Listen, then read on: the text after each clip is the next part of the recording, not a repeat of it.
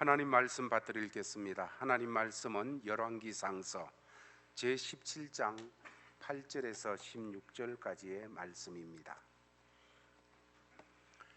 열왕기상 제17장 8절에서 16절 말씀까지 찾으신 줄 알고 받들어 읽겠습니다. 여호와의 말씀이 엘리야에게 임하여 이르시되 너는 일어나 시돈에 속한 사르밧으로 가서 거기 머물라. 내가 그곳 과부에게 명령하여 내게 음식을 주게 하였느니라. 그가 일어나 사르밧으로 가서 성문에 이를 때에 한 과부가 그곳에서 나뭇가지를 줍는지라. 이에 불러 이르되 청하건대 그릇에 물을 조금 가져다가 내게 마시게 하라.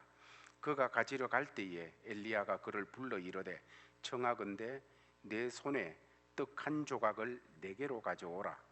그가 이르되 당신의 하나님 여호와께서 살아 계심을 두고 맹세하노니 나는 떡이 없고 다만 통에 가루 한 움큼과 병에 기름 조금뿐이라. 내가 나뭇가지 둘을 주어다가 나와 내 아들을 위하여 음식을 만들어 먹고 그 후에는 죽으리라. 엘리야가 그에게 이르되 두려워하지 말고 가서 내 말대로 하려니와 먼저 그것으로 나를 위하여 작은 떡 한 개를 만들어 내게로 가져오고 그 후에 너와 내 아들을 위하여 만들라. 이스라엘의 하나님 여호와의 말씀이 나 여호와가 비를 지면에 내리는 날까지 그 통의 가루가 떨어지지 아니하고 그 병에 기름이 없어지지 아니하리라 하셨느니라. 그가 가서 엘리야의 말대로 하였더니 그와 엘리야와 그의 식구가 여러 날 먹었으나 여호와께서 엘리야를 통하여 하신 말씀같이 통의 가루가 떨어지지 아니하고 병의 기름이 없어지지 아니하니라. 아멘. 금요일 저녁부터 말씀을 전해주셨는데 정말 시간이 말씀이 송이꿀보다 달다 하는 성경의 표현이 우리의 표현이 되어지는 그런 시간이었습니다.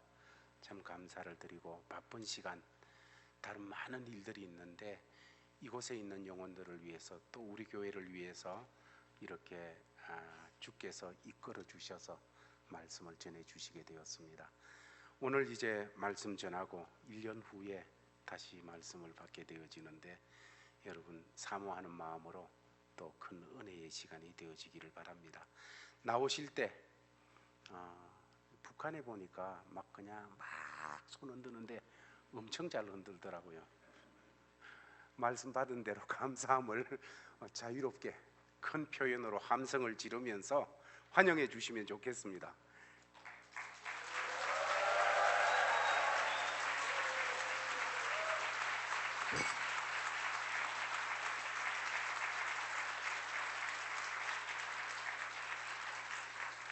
할렐루야.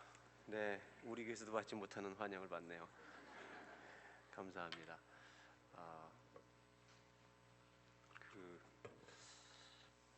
벌써 3일이 다 돼서 이제 마지막 말씀을 전하려고 합니다. 오늘 또 밴쿠버에서 우리 가족 들으니까 좋네요.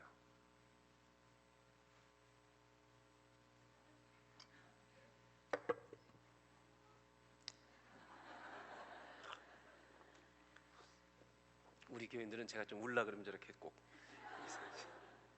아니 작년에는 이렇게 오니까 정말 감동이 되고 막 눈물이 나는데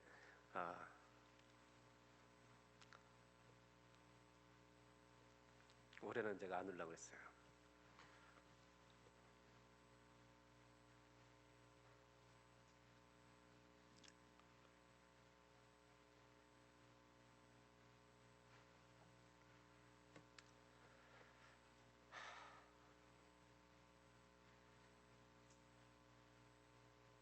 하여튼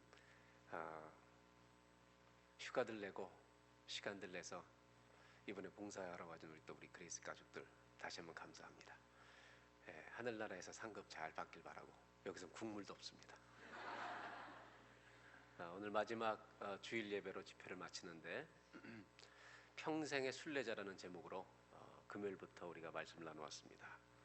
오늘은 열왕기상에 있는 말씀을 가지고 믿음은 은총입니다 라는 그런 주제로 좀 말씀 나누려고 합니다.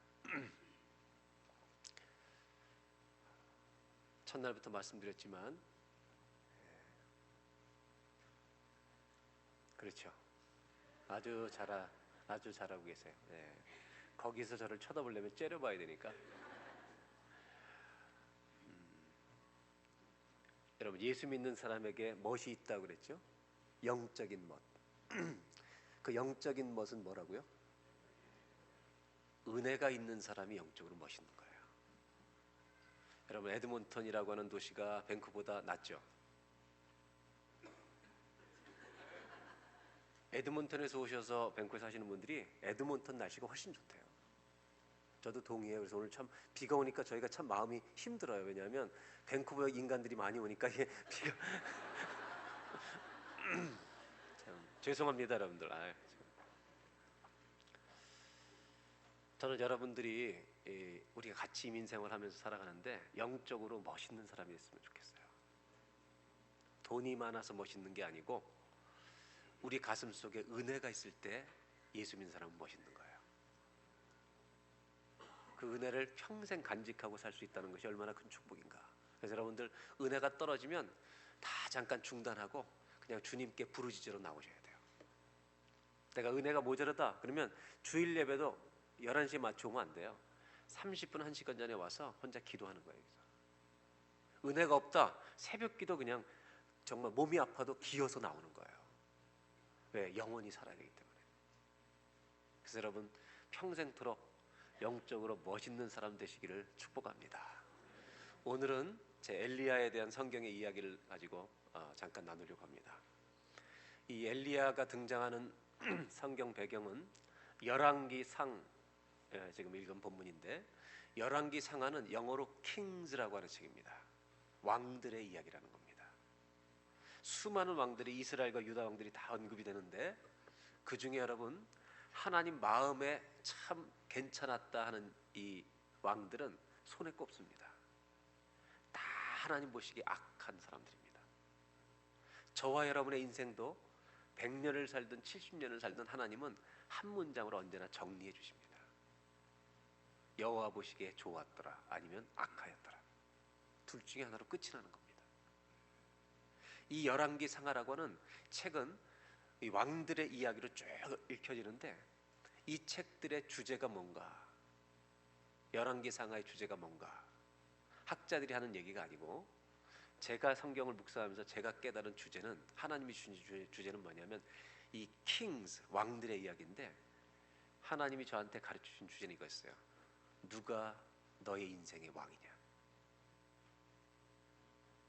역사의 수많은 왕들의 이야기를 기록하시면서 주님이 저한테 주셨던 것은 누가 너의 인생의 왕이냐. 여러분 하나님이 왕이신 줄로 믿습니다. 하나님을 왕으로 모신 왕들은 좋은 왕입니다. 하나님을 왕으로 모신 인생은 좋은 인생입니다.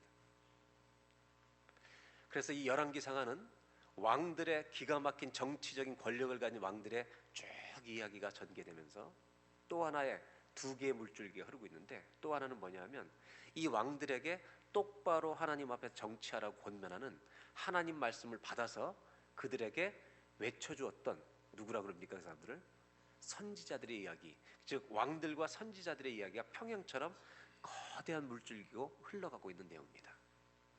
그 중에 오늘 본문은 선지자들 중에도 유명했던 엘리야라는 선지자가 등장해서 엘리야가 엄청나게 중요한 활동을 아하방 시대에 하고 있는, 아하방과 엘리야의 영적인 대결처럼 보이는 이런 역사 속에 지금 성경이 펼쳐지고 있습니다.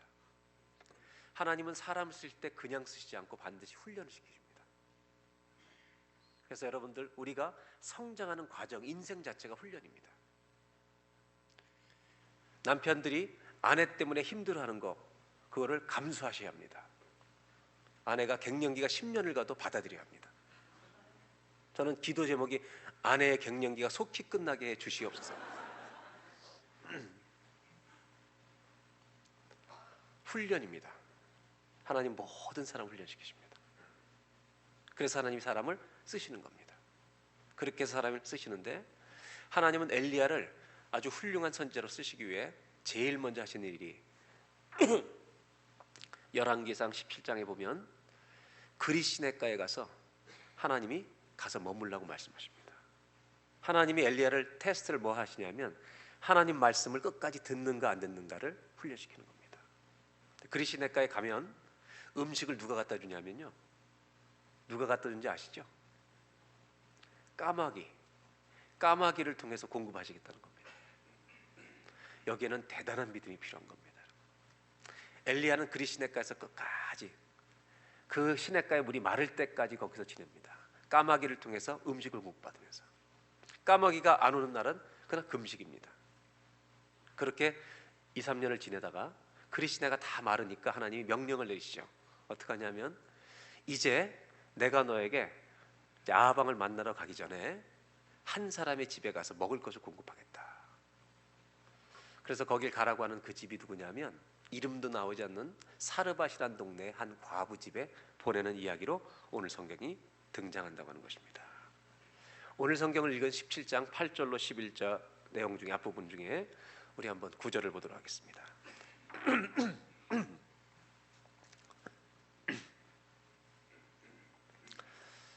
9절 다 같이 한번 읽겠습니다. 너는 일어나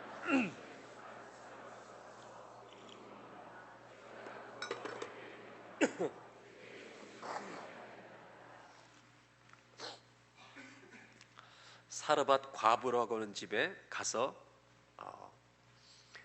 지내면 그 사람이 너에게 음식을 공급해 줄 거라라고 말씀하십니다.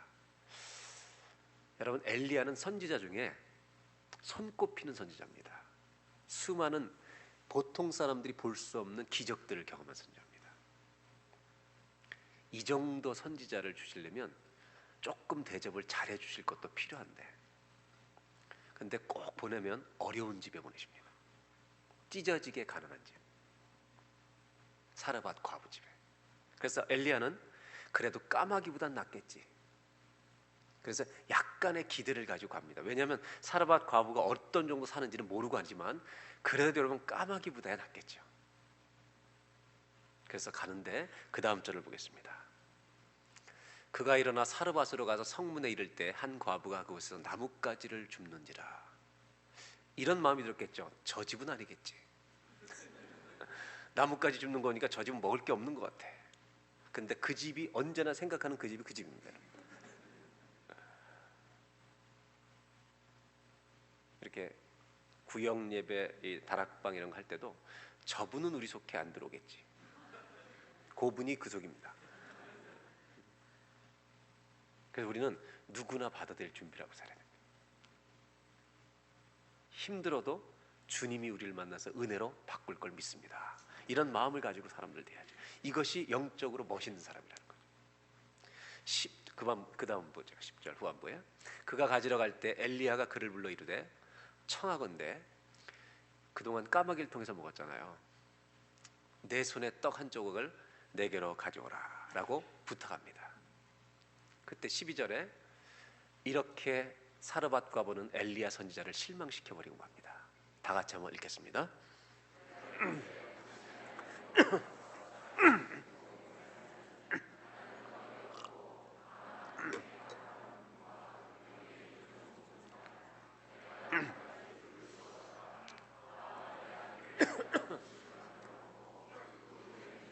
네, 있다는 거예요, 없다는 거예요? 하나님이 분명히 저 여자를 통해서 먹이신다고 얘기했는데 가보니까 아무것도 없는 집에 오르신 거예요. 그리고 뭐라 하냐면 요것밖에 없어. 먹은 다음에 나와야 될 먹고 그 다음에 뭐 한다고요? 이 세상에서 제일 무서운 사람이 나 죽을 거란 사람입니다. 하나님은 엘리야 선지자를 보내시긴 보내시는데 넉넉한 집이 아니라 죽을 집으로 보내신 겁니다. 가난한 집으로. 이때 제가 엘리야였다면 그리시네가 그냥 있을 걸. 거기는 보장이 됐거든요. 그래서 3년, 2, 3년 동안 계속 왔는데 저는 오늘 첫 번째로 나누려고 하는 것이 사르밧 과부라고 하는 사람이 얼마나 비참한 여자였는가를 얘기하는 겁니다. 이름도 소개되지 않습니다. 요즘으로 말하면 요즘은 자기 PR 시대입니다. 한국 가면 더합니다. 이 스펙이 없으면, 자기의 스펙이 없으면요 어디 가서 명함도 못 냅니다. 사르밧 과부가 만약 에드몬톤에 이사 오면 쳐다보지도 않습니다. 왜? 짐이 왔기 때문에. 그런데 하나님은 희한하게도 엘리야 선지자라고 하는 유명한 선지자를 쓰시는데 사르밧 과부를 이용하신다는 겁니다. 그 우리 연예인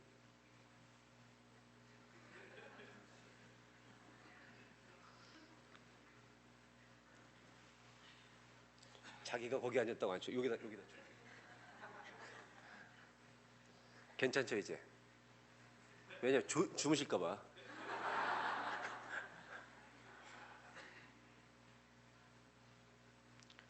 성경을 읽으면 이상할 때가 있죠. 이렇게 위대한 선지자를 쓰시는데 참 보잘것없는 여자를 하나 쓰시는 거예요.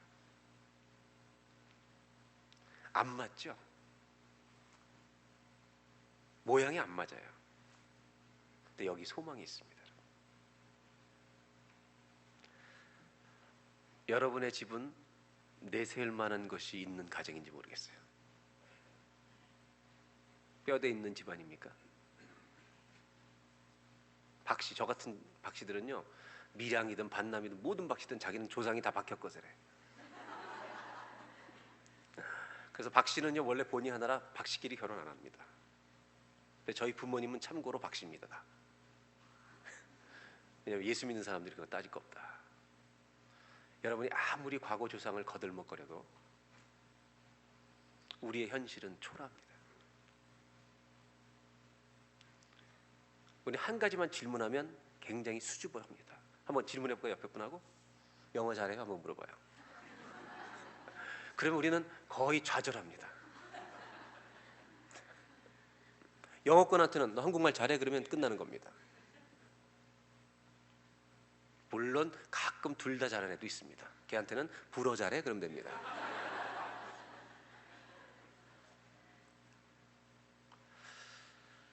저는 이 사르밧 과부의 등장을 보면서 하나님의 위대한 선지자 엘리야를 하나님이 이렇게 사용하시는데 정말 부잣집에서 좀 실컷 먹이시지. 왜 이렇게 이름도 가문도 내세울 것 없는 이름도 알려주지 않고 이 초라한 가정을, 이 시대로 말하면 별 볼 일 없는 가정을 하나님은 사용하시는 것일까? 여러분, 이 성경이 우리에게 주는 굉장히 중요한 교훈이 있습니다. 사르밧 과부를, 아무 별 볼 일 없는 이 사람을 주님이 엘리야를 돕는 데 쓰셨던 하나님이라면 우리한테 뭘 말씀하신지 아세요? 나는 너도 쓸 수 있다는 겁니다. 하나님은 여기 있는 모든 사람도 주의 영광을 위해서 사용하시기를 원하신다는 겁니다. 우리 서로 상처받지 마시고 연세 관계없이 한번 영어처럼 유라는 말을 한국말로 번역해서 너 이렇게 쓰는 거죠. 제가 우리 뱅코에 있을 때 40년 전에 오신 분이 17살짜리 아들이 처음으로 고등학교 때 태어나가지고 한국어 배학교 다녀가지고 카드를 썼어요. 아빠 생일 카드.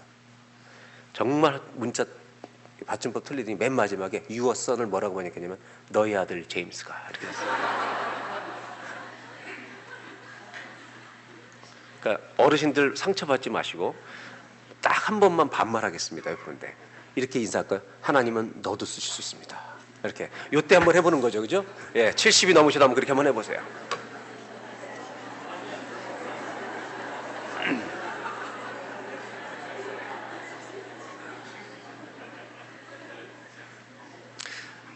여기서 혹시 조금 삐지거나 흥분하는 분들은 다시 좀 마음을 가다듬으시고 은혜의 모드로 돌아오시기 바랍니다. 하나님이 말씀해 주시는 건 이것입니다. 한 사람이 얼마나 소중하냐는 것은 세상의 판단에 달려있지 않다는 것입니다. 세상은 돈 많은 사람을 알아주고 학벌 있는 사람을 알아주지만 하나님이 사람을 쓰실 때는 주님이 선택하시겠다는 겁니다.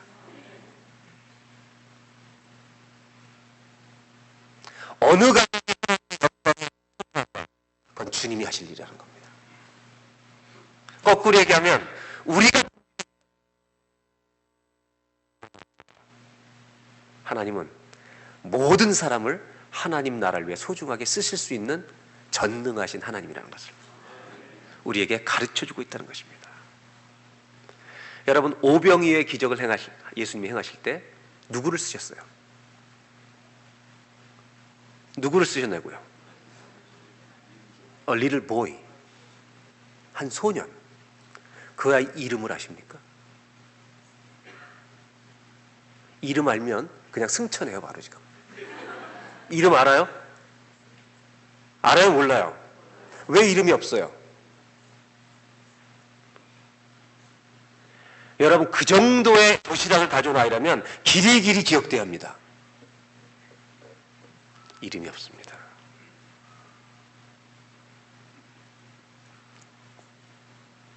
네 이름이 중요한 게 아니라는 것입니다. 예수님이 이 땅에 오시던 날, 태어나시던 날, 여러분, 동방박사들이 왔습니다. 황금과 유약을 모락을 가지고 양을 치는 들판에 목동들에게 천사가 나타납니다. 주님을 경배하러 갑니다. 그들의 이름을 아십니까? 네임레스, 무명입니다. 지극히 높은 곳은 하나님께 영광이요, 땅에서는 기뻐하심을 입은 사람들 중에 평화로다. 여러분, 우리가 무명으로 남을수록 주께서 영광 받으실 줄로 믿습니다. 하나님은 자기를 드러내는 자가 아니라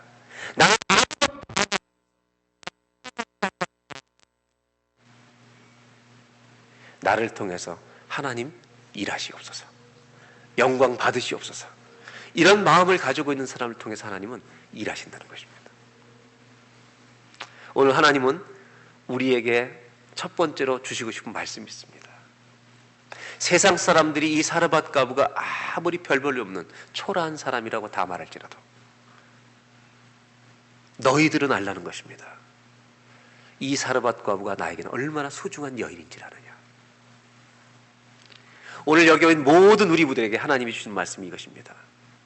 오늘 여기 모인 모든 사람의 나이에 관계없이, 상황에 관계없이, 심지어 가족을 다 잃어버리고 혼자 사는 사람이라 할지라도 하나님은 그 사람을 소중히 여기시는 주님이신 줄로 믿습니다. 왜 믿음이 은총인지 아십니까? 내가 주님을 믿고 나면 이걸 아는 거죠. 오늘 첫 번째로 주시는 것이 이것입니다. 하나님은 우리들을, 지극히 작은 우리들을 소중히, 끝까지 소중히 여겨주시는 은혜를 평생토록 베풀어 주실 줄로 믿습니다.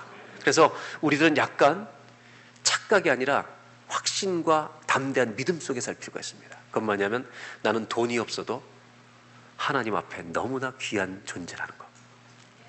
나는 주님의 보석이다. 나는 주님의 복덩어리다. 아멘이죠? 그래서 언제나 집에 들어갈 때는 누가 들어간다? 네. 오늘도 예배 끝나고 집에 들어가실 때 모든 어둠은 떠나갈지어다. 복덩어리가 들어가노라. 아멘입니까? 자, 여자분들만 대답해봐요. 결혼하신 아줌마들만. 남편이 복덩어리 아니에요. 왜 약해?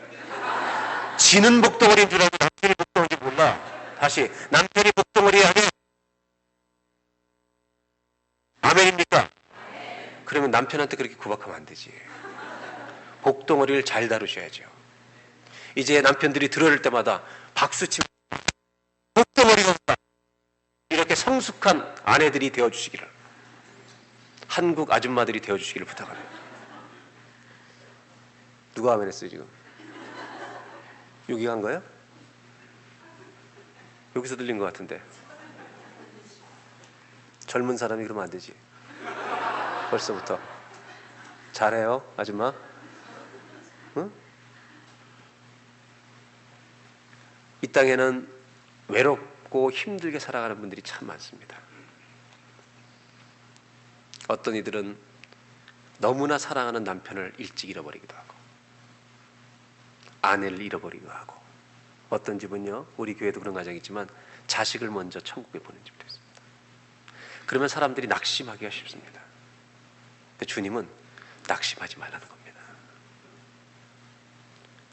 모든 것을 잃어도 너희 가정에 너 혼자만 남아도 너희 가정은 나에게 소중하다. 내가 너를 쓰고 싶다고 말씀하시는 겁니다. 그래서 여러분, 세상에서 유명해지는 것은 하나님이 유명하게 만들면 할 수 없어요. 그런데 유명해질 필요가 없어요. 기독교는 nameless, 끝까지 이름 없이 사는 거예요. 그러나 주의 영광을 드러내는 일에 쓰임받는 거예요. 이것이 은혜입니다. 우리를 그렇게 써주신다면 하나님 영광입니다. 이런 마음 가지고 오늘부터 저와 여러분 안에 자기를 소중히 여기는 은혜가 있기를 주의 이름으로 축원합니다. 두 번째로 13절부터 16절까지 보도록 하겠습니다. 13절만 다 같이 한번 읽겠습니다. 먼저 엘리야가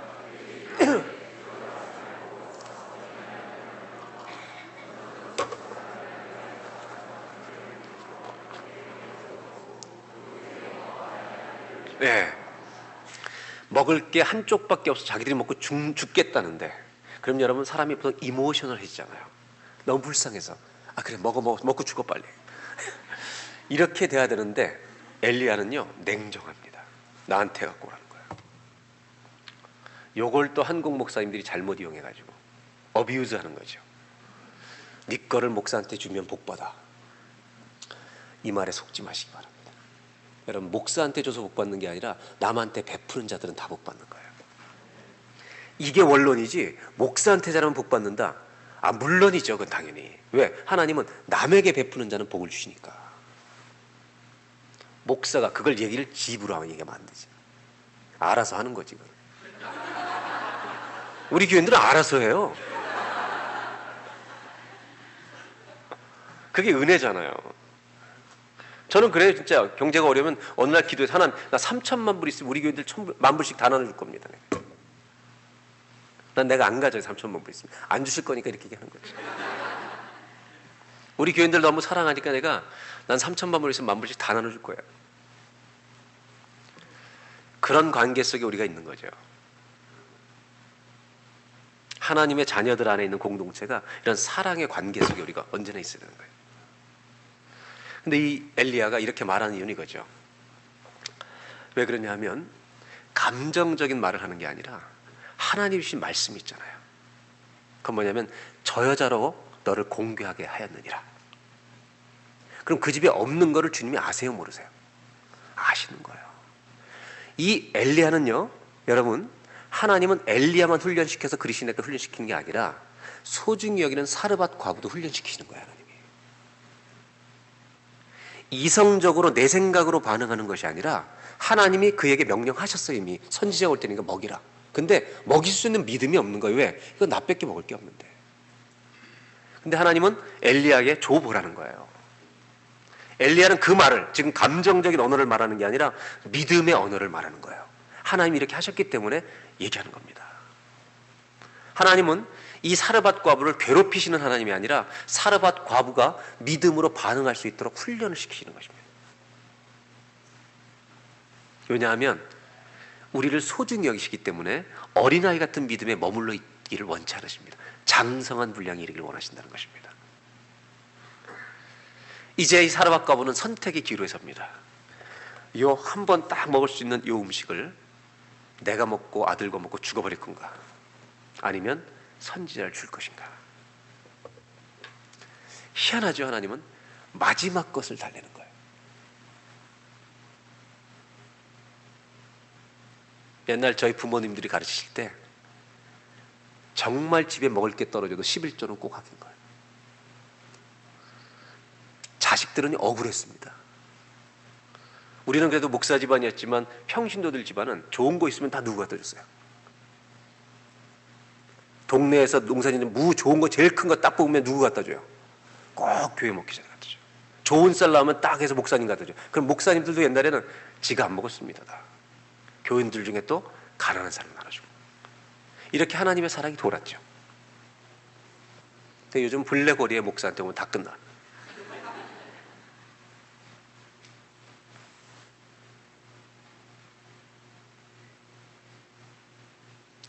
저는 이 성경을 읽으면서 이런 생각을 합니다. 하나님이 우리에게 나에게 요것밖에 없는데 요걸 드리라고 말씀하실 때 왜 그렇게 하시는 걸까? 이유는 딱 하나라고 생각합니다. 하나님은 계획이 있으신 거죠. 혼자 먹어야 될 소년의 도시락을 주님께 내어드리는 것처럼. 거기 이렇게 돼 있죠. 예수님은 어떻게 할지 친히 아시고, 그것을 달라고 하실 때는 그 사람이 사르밧 과부가 하나님을 체험할 수 있는 기회를 주님은 준비해 놓으셨기 때문에 주라는 것입니다. 나한테 100불밖에 안 남았는데 선교사님 도와주래요, 주님이. 그때 고민을 많이 하시기 바랍니다. 계산을 해서 안 돼. 그러면 여러분은 체험을 못합니다. 그때 정말 주님이 주신 마음인가? 이모셔널하게 하지 말라는 겁니다. 성령의 인도하심을 따라 정말 선교사님 도와주려고 하면 도와주는 겁니다. 그럼 어떻게 해요? 하나님을 체험하게 될 줄로 믿습니다. 이것이 지금 사르밧 과부에게 요구하시는 것입니다. 하나님은 사르밧 과부가 믿음이 성장하기를 원하시는데 어떻게 성장하느냐? 하나님을 경험함으로 성장하게 한다는 겁니다. 사르밧 과부는 하나님이 자기에게 주신 말씀도 있었습니다. 선지자가 와서 또 컨펌을 해주니까 이제 선택을 합니다.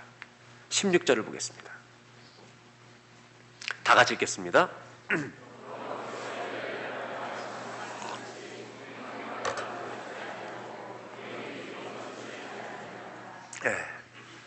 엘리야를 통하여 하신 말씀같이 그걸 줬더니 통의 가루가 떨어지지 아니하고 병의 기름이 없어지지 아니하니라. 아멘. 이런 일이 저와 여러분들의 인생에도 경험되기를 바랍니다.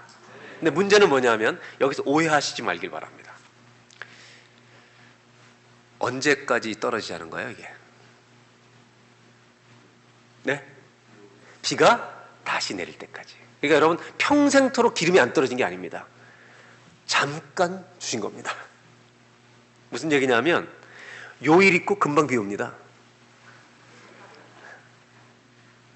우리가 신앙생활할 때 우리 예수 믿는 사람들이 참 문제가 뭐냐면 대박을 원해. 대박. 로또를 사면 대박 터지길 바래요. 절대 예수 믿는 사람은 로또 사지 마시라는 겁니다. 지금. 로또가 인생 책임 안 지고 주님이 책임지십니다. 가난할 때일수록 사지 마세요. 그걸 사는 순간 우리는 주님 손을 놓고 그 손을 의지하는 겁니다. 어디 내 인생을 거기다 맡겨요? 여러분 죽어도 주님께만 맡기시길 바랍니다. 이것이 믿는 자의 태도인 겁니다. 비를 내릴 때까지 오랜 기간이 아니었습니다. 하나님 우리를 사랑하십니다. 소중히 여기십니다. 그런데 하나님은 보편적인 얘기를 제가 하는 겁니다. 거의 이 땅에 사는 많은 그리스도인들에게 주님은 대박을 주지 않습니다. 그 대신 뭘 주시냐? 작은 스몰 미러클, 리틀 미러클을 주신다는 겁니다. 작은 기적을 보시는 겁니다.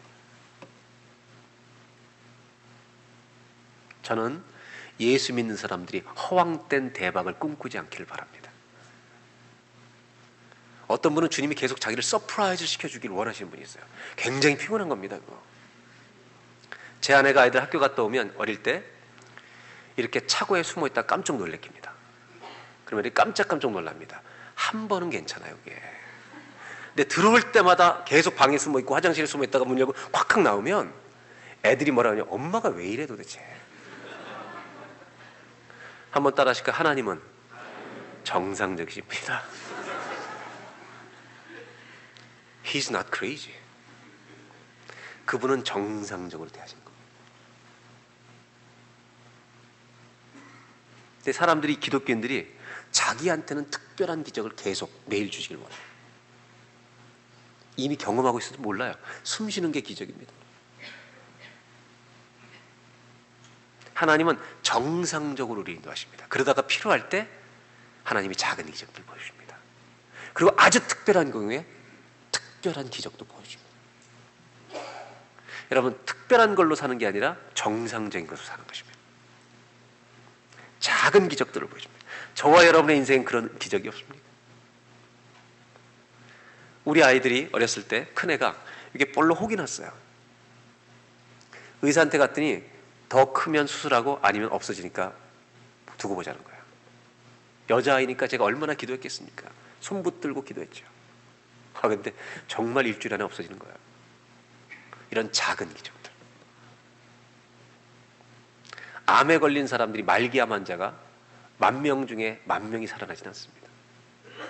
특별한 사람은 살려주십니다. 특별한 은혜가 있습니다. 보편적으로 그렇지 않다는 겁니다. 하나님의 능력을 부정하는 게 아닙니다. 하나님의 역사를 경영하는 보편적 방법이 있다는 것을 우리가 이해하셔야 된다는 것입니다. 저는 너무 여러분들이 성경 읽다 실망하지 마시기 바랍니다. 하나님은 대박 주시는 분이 아니라 작은 기적을 주실 겁니다. 우리 옆에 분하고 인사하시겠습니다. 하나님은 조금 보여줄 것입니다. 이렇게 인사하시기 바랍니다.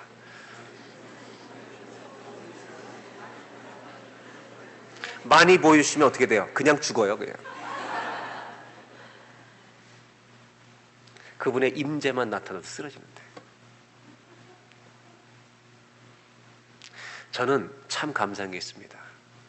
하나님이 우리를 정말 서프라이즈로 인도하시는 게 아니라 손을 잡고 정상적인 방법으로 인도하시면서 필요할 때마다 에베네셀의 하나님이 되어주셔서 에베네셀의 작은 기적들로 우리에게 베푸신 이 은혜가 통의 가루가 떨어지지 않고 기름이 마르지 않는데 언제까지? 비가 내릴 때까지. 두 번째로 성경이 보여주는 건 뭐냐? 하나님은 평생토록 작은 기적의 은혜를 우리에게 주실 줄로 믿습니다. 이 은혜를 우리가 날마다 세임을 얻는 겁니다. 저는 그래서 이렇게 생각해요. 기독교인들이 간증을 할 때 너무 대박난 간증만 하는 것은 믿음을 잘못 가게 만들 수 있습니다. 저 이런 간증 들었어요. 옛날에 한국에 있을 때요. 자기는 정말 모든 예배를 안 빠지고 나갔대요. 고등학교 시험 볼 때. 대학 입시 가는데 수예배까지 다 나갔는데 시험 전날 시험지가 꿈에 나타나더래요. 그래가지고 정말 시험을 잘 봤다는 거예요. 이런 간증 들으면 많은 사람들이 좌절하죠. Why not me? 여러분, 주님은 꿈에 나타나서 시험지를 보여주시는 하나님이 아니라 열심히 공부하라고 말씀하시는 주님이십니다. 그러니까 하나님을 비정상적인 방법으로 자꾸 어프로치하는 거예요.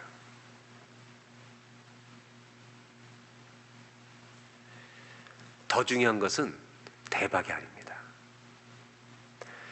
넘어진 실패 속에 다시 붙들고 주님 의지한 순종의 이야기. 이 작은 이야기들이 기독교의 간증들입니다. 그런 간증 속에 뭐가 있냐면 봉우리 같은 기적들이 나타난다는 것입니다. 하나님의 역사의 경륜을 이루어 가시기 위해서. 누가 그 자리에 쓰임받을지는 주님만이 하시는 겁니다. 그래서 중요한 건 이것입니다. 인생의 주어가 내가 되면 안 되는 겁니다. 인생의 주어는 언제나 하나님이 나를, 내가 하나님을이 아니라 하나님이 나를 이렇게 인도하십니다.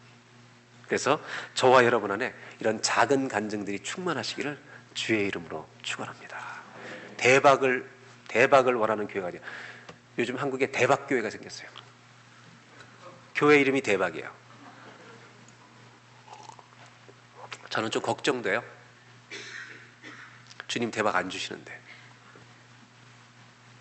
돈 주실 때도 주님은 절대 평생 쓸 돈을 주시는 적은 없어요. 가끔 있어요. 가끔.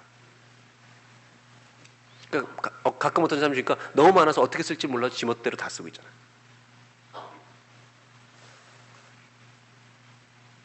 예수 믿는 사람은 하나님과의 순종의 매일의 삶이 신앙생활의 가장 큰 은혜라는 거 잊지 마시고,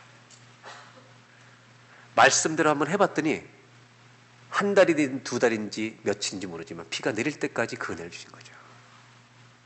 그 작은 에베네셀의 기적이 저와 여러분들에게 하나님은 지금도 단비처럼 주고 계시는 줄 믿습니다. 이거를 감사하며 사는 것이 얼마나 큰 은혜인가. 자, 그렇다면 이제 마지막으로 중요한 결론에 도달하게 됩니다. 17절을 보겠습니다. 2일 후에 그 집 주인 되는 여인이, 이제 집에 하나님의 은혜가 왔는데 이 여인의 아들이 병들어 증세가 심히 위중하다가 어떻게 돼요? 숨이 끊어진지라. 아들이 어떻게 했습니까? 문제는 먹고 죽었다는 겁니다. 음식은 떨어지지 않았는데 죽어버린 거예요. 축복이에요, 재앙이에요? 말씀대로 했는데 이렇게 된 거예요. 18절을 보겠습니다. 다 같이 읽겠습니다. 18절 시작.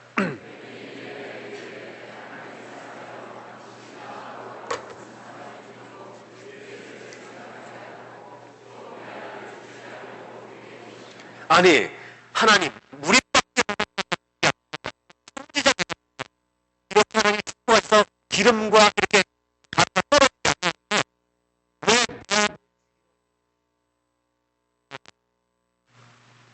뒤에 부분 내 아들을 죽게 하려고 내가 오셨나이까.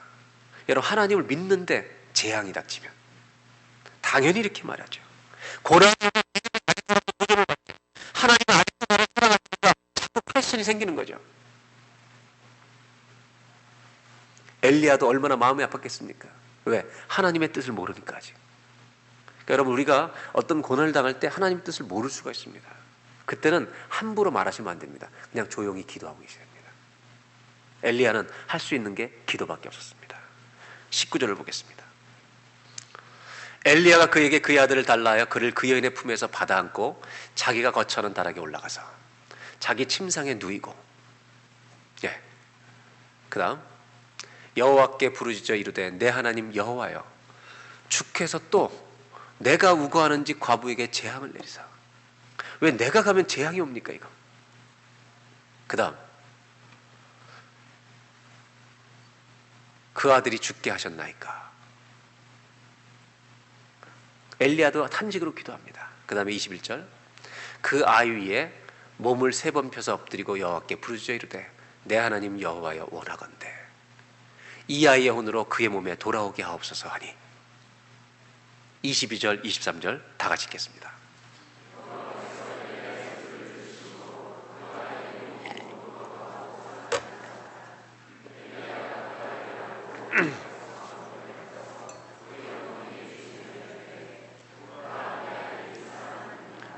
아멘. 여기서 문제가 생깁니다. 대박이 아니에요. 대박이 아니에요 이거. 대박을 주신 거예요 이거. 제가 지금 대박 안 주신다 그랬는데.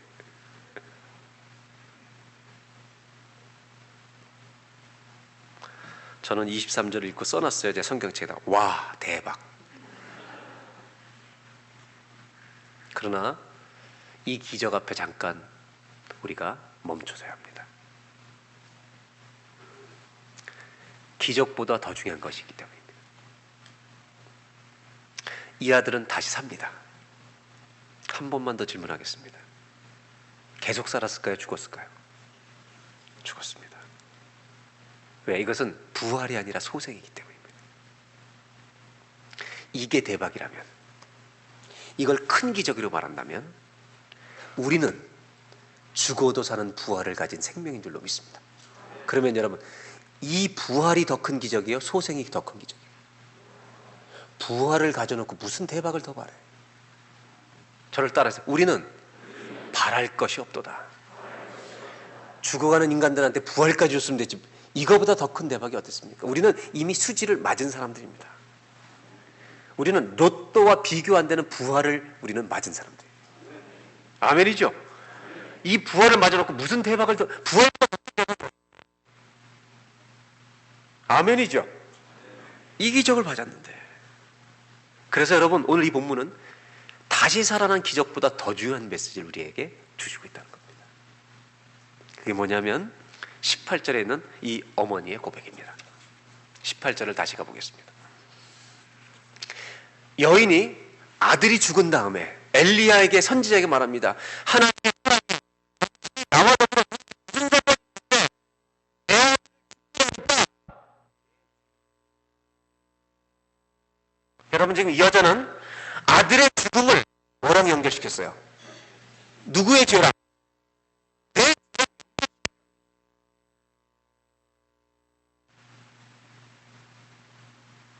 사람이 자식이 죽으니까 이 어미 마음에 혼자 어미 마음에 내가 죽은 내가 내 죄 때문에 죽었다는 내 죄 때문에 죽었다는. 저는 여기서 우리가 정신을 똑바로 좀 차려야 된다고 생각합니다. 이런 상상을 해보십시오. 만약 우리의 자녀들이 이 아이들의 10년, 20년, 30년의 미래, 그 결과로 미래가 결정된다면, Are you okay? 어떤 부모가 자유할 수 있겠습니까? 죄덩어리 뿌리들이, 이 부모의 죄덩어리, 자식들이 만약에 하나님의 죄악을 맞습니까? 동의 안 하시는 거예요? 아저씨, 예? 동의, 이 아저씨 죄 많이 있었을 것 같은데. 예수 안 믿었으면 큰일 났을 얼굴이야, 이 얼굴은. 집사님이에요? 집사님의 죄 때문에 내 자녀의 미래가 결정된다면 소망이 있어요? 소망이 있냐고요? 예? 없죠? 저도 없어요. 여러분, 아무리 착해 보이는 사람에게도 소망이 없어요.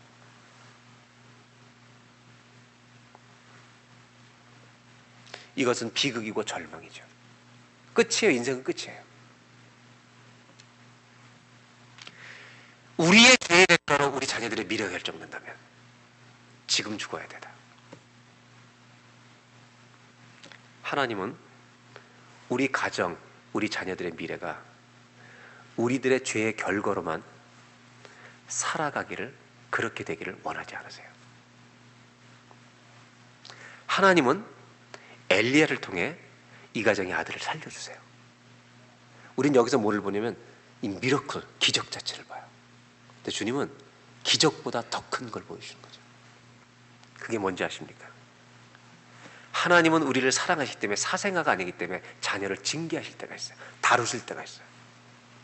그러나 징계하시지만 죄의 처벌과 심판과 지옥이라는 이 주님의 심판은 하나님의 자녀들에게 절대 못 오게 하세요.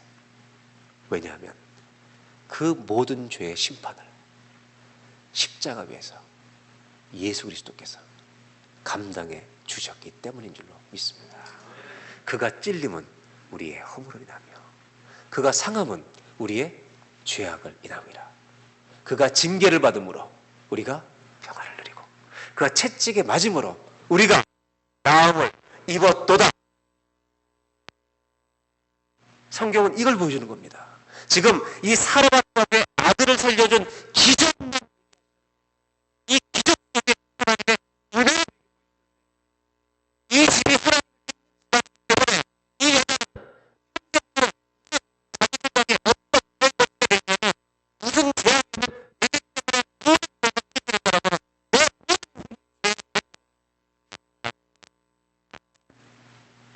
네 인생은, 네 자녀는 이 죄의 은혜의 결과를 누리게 될 것이다.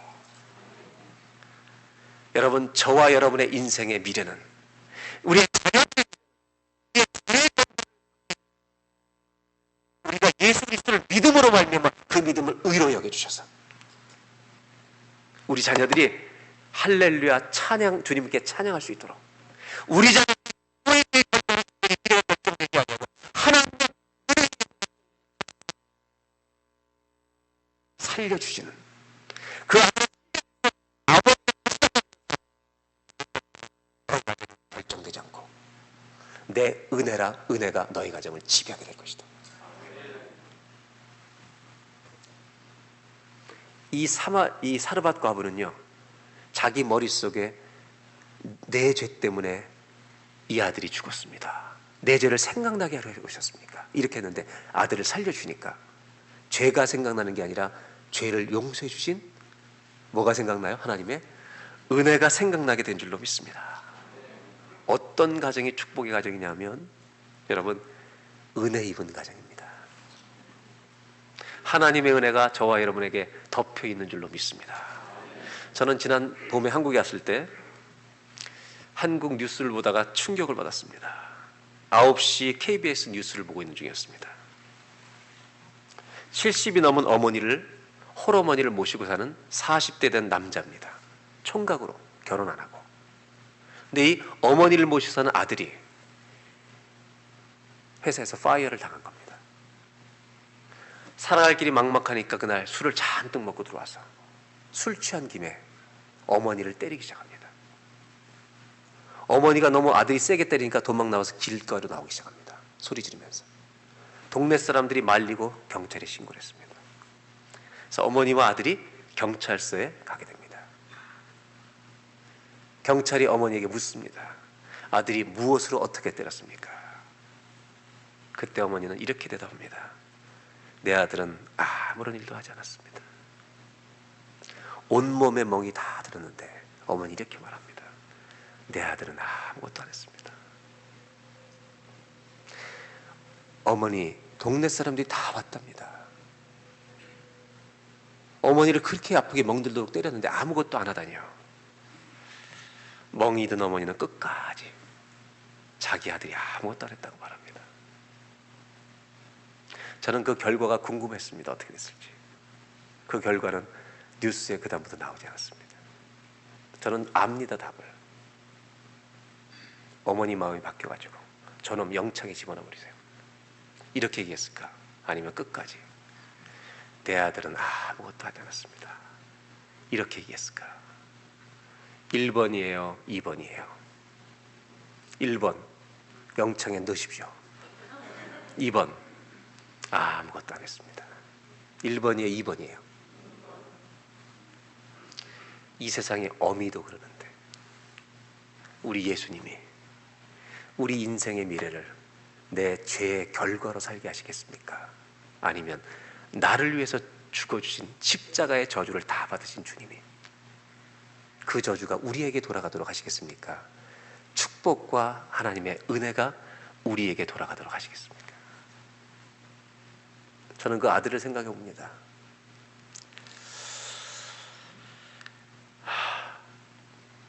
무죄 판결을 받는 것이 복인가? 아들이 이렇게 나를 끝까지 보호해 주신 어머니를 가지고 있다는 것이 복인가?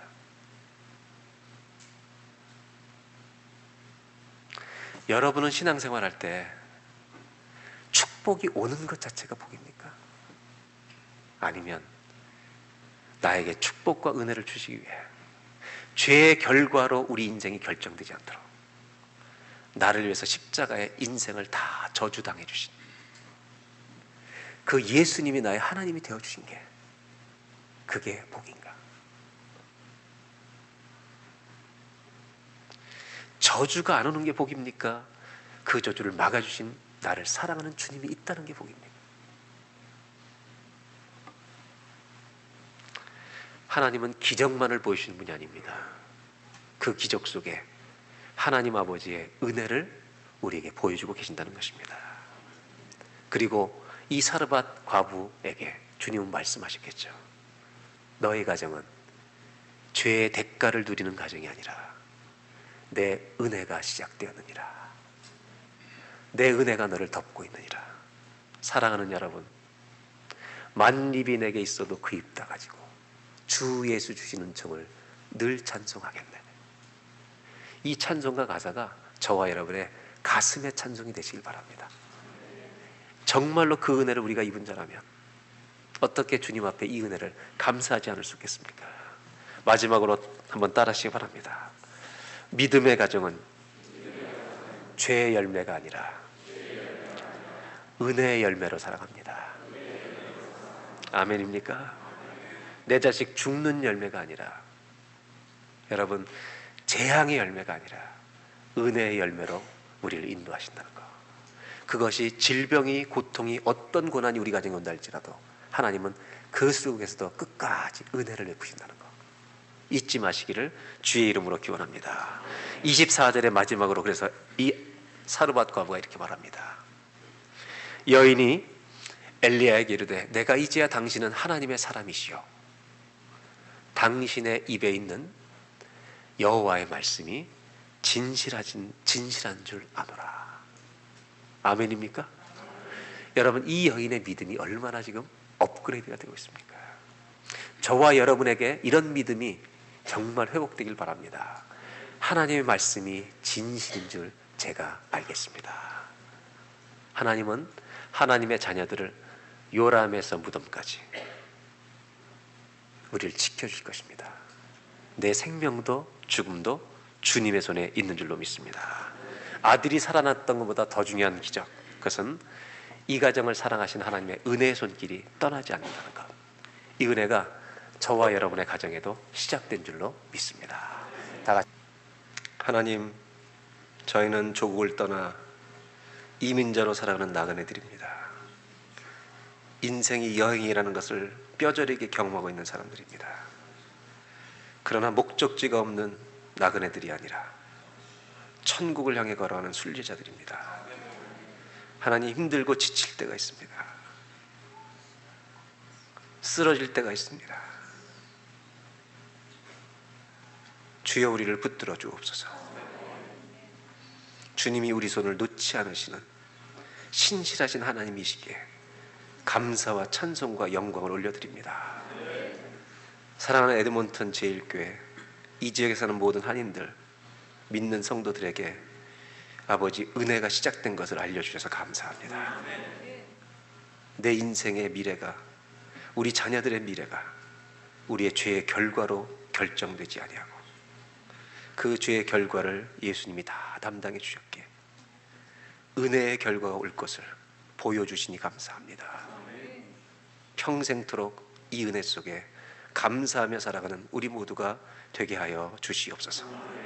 나 같은 사람은 주님이 안 쓰실 거라고 생각하는 이 모든 세상 사람들의 판단에 브레인워시 당한 우리 모든 생각들이 주님의 은혜로 씻겨지게 해주셔서 우리 모두 한 사람 한 사람이 사르밧 과부처럼 하나님이 소중히 여기시는 사람이라고 하는 감격을 가지고 매일을 살아가는 거룩한 순례자들이 되게 하여 주옵소서. 지금은 우리 구주 예수 그리스도의 은혜와 하나님 아버지의 이 완벽하신 사랑하심과 우리 손을 놓지 않으시고 천국까지 인도하시는 성령님의 동행하심과 보호하심이 나그네로 살아가는 우리 모두에게, 특별히 에드몬턴 사는 이민자들 위해, 에드몬턴 제1교회 성도님들 가정과 교회의 미래 위해 지금부터 영원토록 함께하여 주시기를 간절히 축원하옵나이다.